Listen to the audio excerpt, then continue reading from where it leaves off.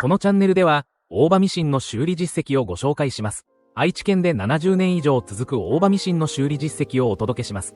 年間600台以上の修理を通じて、ミシンに込められた一人一人の物語に触れられることに感謝です。今回の修理ご依頼品は、ジャノメメモリークラフト5555。